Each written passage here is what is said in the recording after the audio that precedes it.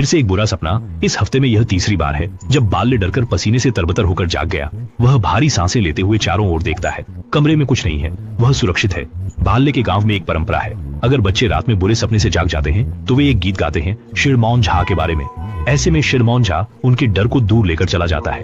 किंवदंती है कि इस सपनों के खाने वाले का नाम बाघ है, जिसका हाथी का सिर और शेर का शरीर है, और यह खासकर बुरे सपने देखने वालों के भय को समाप्त करता है। बाले हर बार बुरा सपना देखने के बाद गाना गाता है। भले ही उसने बाघ को कभी नहीं देखा, लेकिन कम से कम यह उसे थोड़ा कम भयभीत करता है। हालांकि इस बार कुछ अलग था। बाघू सच में आ गया था। वह काले सीलिंग से धीरे धीरे नीचे आया, जब तक उसने अपनी सूंड से अले के सिर को पकड़ा, और फिर एक अद्भुत शक्ति से अले के दिमाग के सारे डर अपने अंदर खींच लिए। इसके बाद बाघू को अगले बच्चे की रात की भयावहता से निपटने में मदद करनी चाहिए थी, लेकिन ऐसा लगता है कि उसके जाने का कोई इरादा नहीं था। वह दीवार के कोने में बैठ गया जैसे एक भरा हुआ बाघ। अले अविश्वसनीय रूप से बाघू को देख रहा था। यह समझ नहीं पा रहा था कि क्या हो रहा है, लेकिन वह खुश था कि बाघू उसके साथ रुक सकता है। दुर्भाग्य से वह जल्द ही भयानक घटनाओं की एक श्रृंखला में उलझ जाएगा। अगले दिन स्कूल में टीचर ने अले से कहा कि वह स्टोर रूम से एक बॉक्स सामग्री लेकर आए। उसने मुश्किल से सहमति दी और फिर नीचे बेसमेंट में चला गया। वह इस अंधेरे भंडारण कक्ष को नापसंद करता था और जल्दी से उस बॉक्स को ढूंढा। जैसे ही उसने बॉक्स उठाया, एक बड़ी सी सुअर छत से गिर पड़ी और ठीक उसके हाथ में पकड़े बॉक्स पर आ गिरी। अले डर गया और डर के मारे बॉक्स फेंक कर भाग खड़ा हुआ। वह चिल्लाते हुए हाथ हिलाने लगा, कोशिश करते हुए कि मकड़ी को दूर कर सके। जब वह खाली हाथ वापस कक्षा में लौटा तो शिक्षक ने उसकी कंपकंपी पर ध्यान नहीं दिया, बल्कि उसे समय बर्बाद करने के लिए डांटा। कुछ दिन बाद फिर एक अजीब घटना हुई।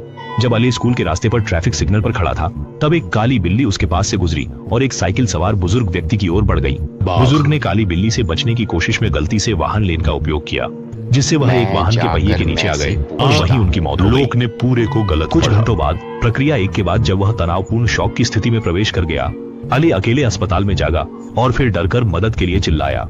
वह सुन सकता था कि आवाजें खाली गलियारे में गूंज रही हैं। उसने बिस्तर से उठकर बाहर जाकर देखने का निर्णय लिया। ये एक नर्स थी जो कमरे में आई और उसे रोकते हुए चेतावनी दी कि अब उसे बिस्तर पर रहकर आराम करना चाहिए। हालांकि जैसे ही अली सोता, डरावने सपने उसे घेर लेते, इसलिए उसने गाना शुरू किया ताकि बाघू उसकी मदद कर सके। अंततः बाघू की मदद से वह फिर से नींद की स्थिति में आ गया। समय कितना बीत गया यह नहीं पता। एक अजीब सा आवाज जो बच्चे के झुनझुने जैसी थी उसे जगा दिया। आवाज दरवाजे के बाहर से आ रही थी। उसे पता था कि कुछ अच्छा नहीं होगा, इसलिए उसने खुद से कहा कि न देखे और फिर आंखें बंद करके जबरदस्ती सोने की कोशिश करने लगा।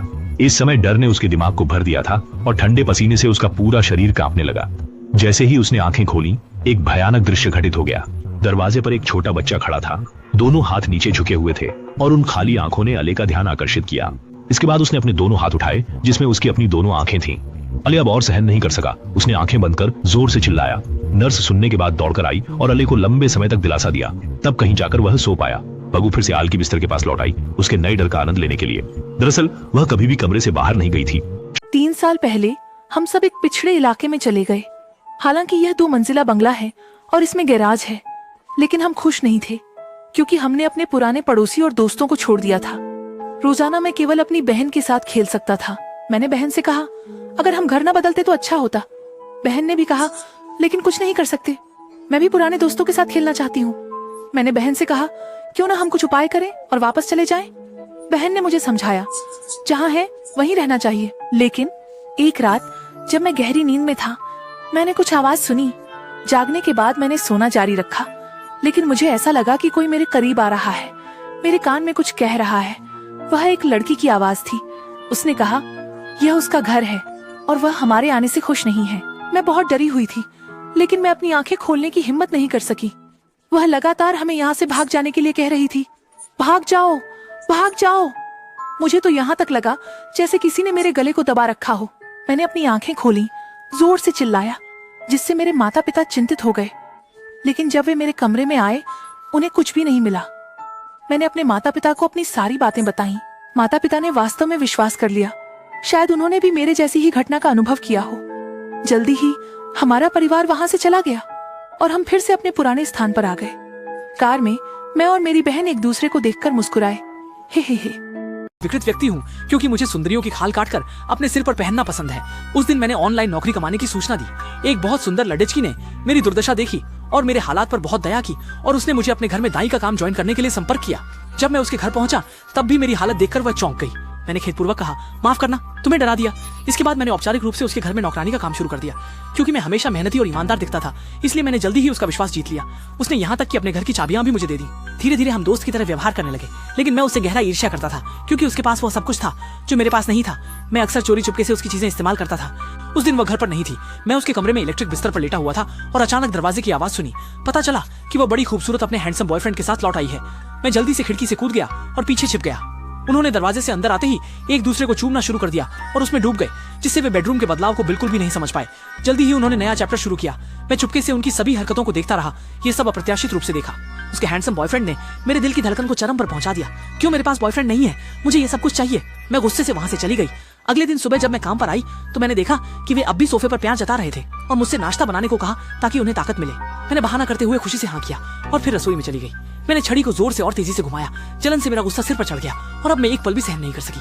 मुझे इस सबको पाने के लिए तेजी से काम करना होगा, इसलिए मैंने नींद की गोली बड़े सुंदर के कटोरे में डाल दी और उसे पकड़ाया। इसके बाद दमेली का बॉयफ्रेंड चला गया। बस मैं और वो ही बचे थे। जल्दी ही वह गहरी नींद में सो गया। मैंने उसे बाथटब में रख दिया और उसके रेशमी बालों को धीरे धीरे सूंघने लगी।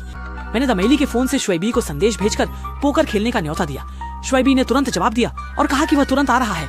मैं खुशी में आंखें उलटकर बिस्तर पर लेट गई और जल्द ही होने वाले अजीब दृश्य की कल्पना करने लगी। इस समय अचानक दरवाजा खुलने की आवाज आई। मैंने उत्सुकता से अपने बाल ठीक किए, लेकिन वह अंदर आकर बोला, कहा था कि हम पोकर खेलेंगे। मेरी बड़ी सुंदरता कहाँ चली गई? मैंने कहा, मैं ही तो तुम्हारी बड़ी सुंदरता हूँ। मैंने अपने बड़े होंठ ऊपर कर लिए और उसके साथ अच्छे से मुकाबला करने की तैयारी की, पर मुझे आशा नहीं थी कि वह मुझे धक्का दे देगा।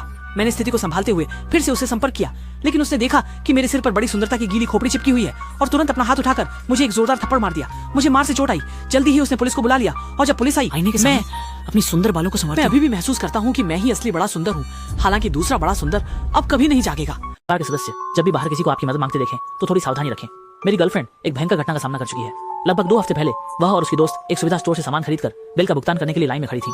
तभी एक भारी भरकम आदमी उनके पास आया और तुरंत उसकी कोट की तारीफ करने लगा कि वह बहुत अच्छा लग रहा है और निश्चित रूप से बहुत महंगा होगा।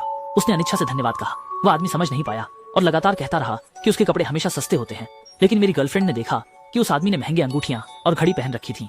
पता नहीं इस आदमी का क्या उद्देश्य था, लेकिन उसने अजीब तरीके से कहा कि मेरी गर्लफ्रेंड और उसकी दोस्त का परिवार जरूर बहुत अमीर होगा और उनके माता पिता उनके सभी खर्चे उठाने में सक्षम होंगे।